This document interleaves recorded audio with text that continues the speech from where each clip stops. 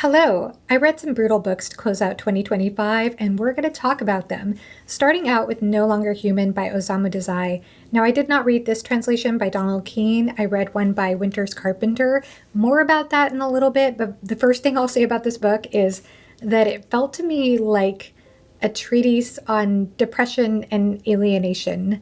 That's an embellished statement. The book is far less formal than that, but it is an epistolary book. It's organized in 3 notebooks of this man's life, a man named Yozo. And what I found so clever about it is the framing of this book, told by a nameless narrator. And in the first few pages, this nameless narrator has 3 photographs of Yozo's life. One of Yozo as a child, one of him as a teen or young adult, and then one of him as an adult. And in each of the photographs, the nameless narrator is zooming in on the expression on the face, or the smile, or lack thereof, and noticing that there's something not quite right there. There's something not quite human. And then we go into the book, and I'm going to keep things very brief here, but going into the first notebook and learning about Yozo's childhood, about some of the horrible things that happened to him, and the way he feels that he needs to mask his feelings by dressing up as a clown, for example, how he can't fathom how people can truly be happy, and the sheer terror, anxiety that he feels of somebody seeing him for what he really is.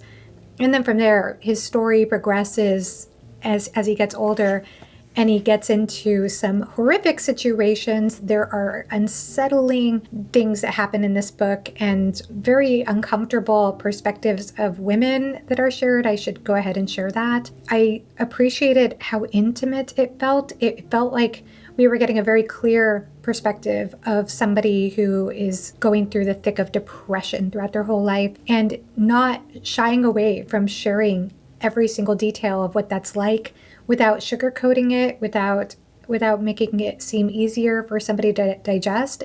But the other things to say about this book is that it is semi-autobiographical of Osamu Dazai's life. Some of the real things he went through are in this book, and he died by suicide at the age of 39, and I understand this was his last finished work.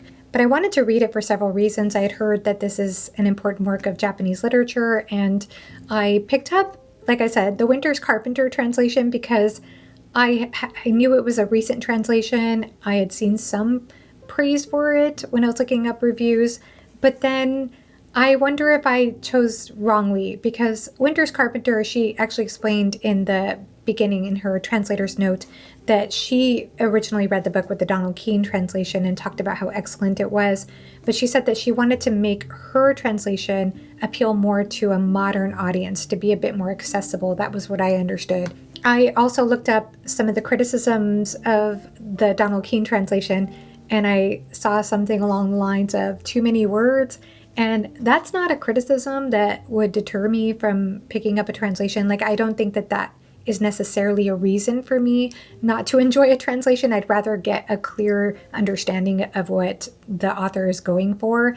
But with the Juliet Winters translation, I did feel like it was a little bit clunky at times. Like, there were a couple of passages that didn't quite make sense.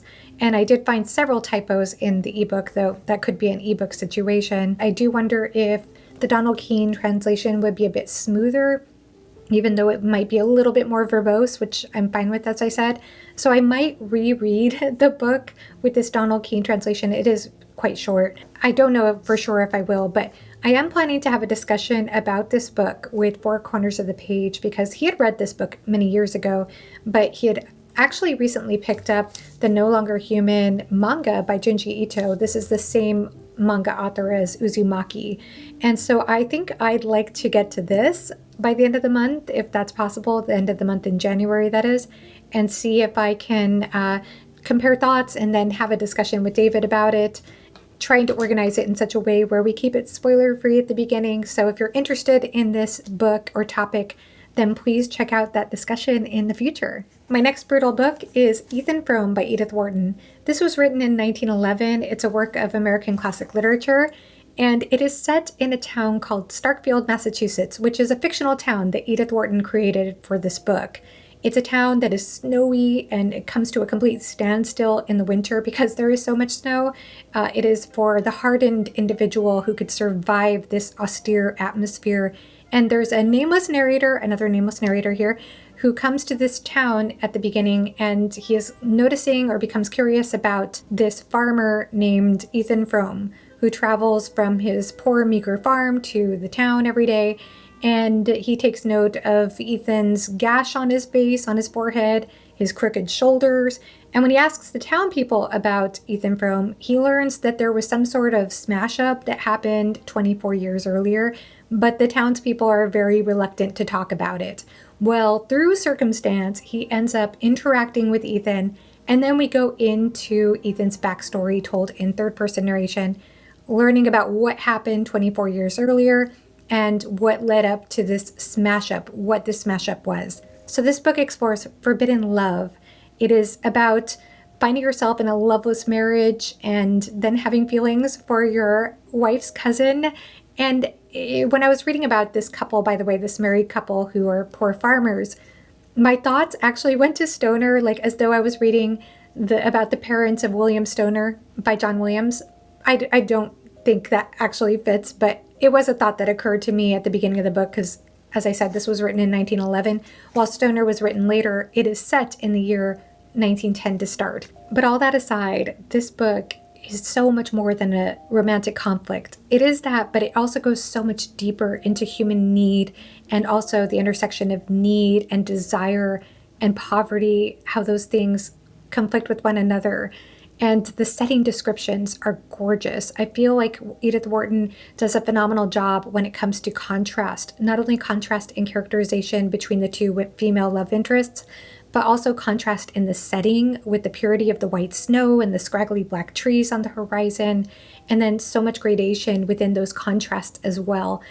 Just such subtle, gorgeous, evocative prose, and yet at the same time you feel pulled into the drama of this story and the emotional turmoil that the characters are experiencing. Now, I picked this book up thanks to Bren Booth Jones. His channel might be my favorite when it comes to recommendations for classic novels. He himself is into Penguin Classics and trying to read all of them, so of course I had to get my own Penguin Classics edition of this. But he described this book as a glittering icicle of a novella, I think something like that. And he is not wrong. The book is glittering in its gorgeous descriptions, its gorgeous prose, but it is an icicle that will stab you in the heart and leave you there to bleed. I read this with my mother while I was visiting for Christmas break, and we were both in shock over that ending. We both had no words for a while there, but it was so much fun to read this with her, and I loved it. I thought it was a fantastically brutal book that I would highly recommend. I read another short Penguin classic, and it fits the theme here, The Kreutzer Sonata by Leo Tolstoy. I did not expect this to be a brutal book because I love classical music, so I was right away drawn to the title. But this is a book that opens up with some verses from the Bible, from Matthew, about adultery. So you can start to see where we're going, but we're on a train ride with a nameless narrator, another nameless narrator, and he ends up observing this argument occurring with strangers about marriage and divorce, and about whether women need to be kept in line. And he ends up seated next to a man who admits that he murdered his wife. And so we are to learn what led this man to murder his wife. And I would say that the first half of their conversation felt like it was a bit philosophical in part. The person is talking about how he feels he was socialized from a young age to objectify women because brothels exist and the government seems to support the existence of brothels. Doctors, who are the scientists of society, encourage men to have frequent sex, abundant sex, and rather than try to prevent syphilis, they're trying to find ways to cure it. In other words, to further encourage people to have sex. He has further commentary about all of these things and about women, and then he goes into the details of the story about his wife and the musical aspect of this murder. It's so fascinating. It's darkly entertaining, quite sardonic. And I have to say this, I did not find this character sympathetic whatsoever, but I found it darkly entertaining, a bit more macabre than I was expecting. And I think this is a great, brutal classic to read if you're in the mood. I will say this, though, I did prefer The Death of Ivan Ilyich by Tolstoy, but this was still a good read. I enjoyed the details, like how they're on the train and drinking this very dark black tea and going back and forth, and the questions that are brought up, and how everything comes together at the end. It is interesting, and I read in the foreword of this book that this book might have gotten Tolstoy in trouble with his wife, which is not surprising when you read it. But yeah, I do encourage you to read it, and I would love to hear your thoughts if you have. My next brutal book is Death's Master by Tanith Lee. This is book 2 in Tales of a Flat Earth. And before I get into what this particular story goes into, I'll just go ahead and say that on the back of the book, and I think the back of many of these books, it says here that this was written in the manner of the 1001 Nights. It portrays an ancient world in mythic grandeur via connected tales. And I think that's a very good way to describe the series. But another thing it says is that this is a flat earth where gods are indifferent. And I don't quite agree with the description of indifferent gods. I feel like the gods in this world, they do have an interest in what's going on, but they also feel like gods at the same time, which I appreciate in fantasy when we have that. They feel like gods, especially because this world is so ethereal. It doesn't feel like a lot of modern fantasy or fantasy written in the last few decades. This was written in 1979, by the way, and Tanith Lee is no longer with us. But it doesn't feel like a lot of more recent fantasy that feels historically based and goes for that real feeling of our own history or our own world. This series feels far more whimsical, darkly gloomy, and ethereal. And I say that because I feel like it does. It feels more dreamlike. It doesn't feel like our world. There are castles, there are forests, but it still feels like it's doing its own thing. And the gods are part of that. So in this installment in Death's Master, we are starting out with a curse that leads into a Faustian deal with death. And then one horrific thing leads to another horrific thing in this endless spiral of tragedy. Now, this is not the series to read if you need characters to root for, in my opinion, because the characters are all deeply flawed and they just spiral and get worse and worse as you go on in this book. Another thing to say about the characters is that they are quite flat. They're not the same as a lot of modern fantasy characters that have in-depth psychological profiles. At the same time, they're still interesting and they still play a role in the story and they still play a role in the themes of the story. In this book, specifically about the perils of immortality, how immortality, people who on this earth learn how to cheat death, and in doing so, they bring out the ugliest part of being human when they become immortal. So it makes you almost sympathetic to Death, even though he is more of a stoic kind of character. But yes, I do think that those things are important to know when you're going into this book, is that it is a more ethereal, more dreamlike, more imaginative type of story, but that's what I love about it. I love the way Tanith Lee writes descriptions. And by the way, I would say that not all Tanith Lee books have flat characters. At least a couple that I've read that are outside this series, I did not feel that was the case. But in this series specifically, I do feel like they're on the flat side, more along the lines of Jack Vance's Tales of a Dying Earth, if that makes sense. And I think he was probably an influence on her, I'm going to guess. But yes, I do want to say that. I do feel like that's actually a strength in this series because it does allow more play, more magic to come alive on the page. And so that's what I personally love about this series. Another thing I want to talk about in this series is that there is quite a bit of sex in this series. There is actually a character who is able to transform between being a female and a male.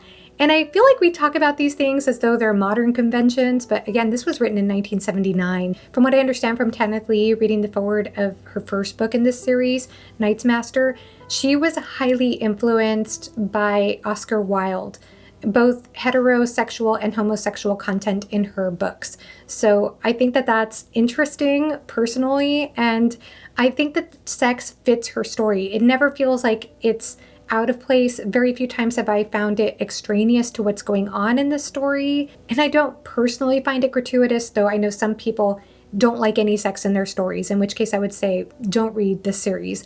But that said, I do have a major negative with the sex scenes in this series, and that is because the characters are so young. I wish that Tanith Lee had aged up her characters quite a bit. It is something that I don't feel comfortable with. I find it a negative for me in the series. But again, the major reason I'm enjoying it has to do with the vivid descriptions, imaginative world, and the story itself is interesting, I think. Now I'm going to talk about a nonfiction book, and that is Hiroshima by John Hersey. This was written in 1985, and it is about the first atomic bombing that happened in Hiroshima, Japan, August 6, 1945. It is reporting on six survivors' accounts, where they were right before the bomb happened, how they experienced the bombing, and then their experience of radiation poisoning years and years later, or their experiences overall. And the book did not over-glamorize or sensationalize any of these events. It did not err on the side of being sentimental, but it did not hold back. It shared the true accounts, and there was one point where I did have to put the book down because it is so unsettling. I think the other thing it did so well was depict the true experience of shock, what shock does to the body and mind, how you can't function right, especially in a situation like that, in a situation that is unfathomable, and also about how slow the news was to trickle down to what actually happened. One thing I'll briefly share is that I found the triage system really interesting in this event, because usually when we think of triage, we think of trying to help the person who is most in need, the person who is closest to death. And in this case, with a few doctors that did survive, they had to tend not to the people who were most in need. They had to tend to the people who were most likely to survive, because it was so hopeless for so many. So it's so difficult to imagine what you would do in that situation with so many people dying around you. It really seemed like an end of the world situation to see it from their perspective. Now, of course, I don't want to go into too much detail here. I love the blurb here that says everyone able to read should read it, and I agree with that. I will say that one of the things I found hardest in the book, and there was so much that was hard to process in this book, but one of the things I found hardest in this book was the ending section, where you get certain italicized passages. If you read the book, you'll know what I'm talking about, but I found that to be so tragic. And additionally, I'll say I wanted to read this book because my husband and I visited Hiroshima, Japan in 2018, I think it was. And we went to Peace Memorial Park and the museum there. It left a deep impression on us. And I don't know, I just felt inclined to read this, and I'm glad I did, though it is very difficult, though again, I do encourage you to read it if you feel called to it. My last book might not quite fit the theme of brutal books, but I think there's enough in there that qualifies it for this video, and that is Discovery by the Mintons. This is by John, Amy, and Jacob Minton of Talking Story. And conflict of interest alert, I am friends with the authors, so do with that what you will. And I also won this physical edition from the channel Books, Beverages, and Besties. Fantastic channel, go check them out. But I ended up reading this book with the e-arc that John generously sent to me. I didn't even ask for it, but he generously sent me an e-arc so many months ago. I read it with the e-arc and the new audiobook. I went ahead and purchased the audiobook with the multi-narrated cast. It was fantastic. And so I'll talk more about that a little bit later. But first I'll say that this book is dealing with the intersection between gods and technology. There are several characters around the map with several conflicts at play. And it starts out in the ocean near the island of Tonga. There is a place there in the ocean where certain ships and submarines have been disappearing mysteriously over the years. And there is a man by the name of Manny who goes out there in the year 1992 with a camera crew, and he's trying to find one of the submarines that has disappeared there. And then from there, we go all over the place. We go to New York City to a news media journalist. We bounce around to another character, a professor who is a workaholic and traumatized. And then we bounce to Brazil with a young boy who's taking over his family business and has to live with his Nazi grandfather. And then we go to a girl in Ghana who is being raised by a religious cult and going through another type of family upheaval.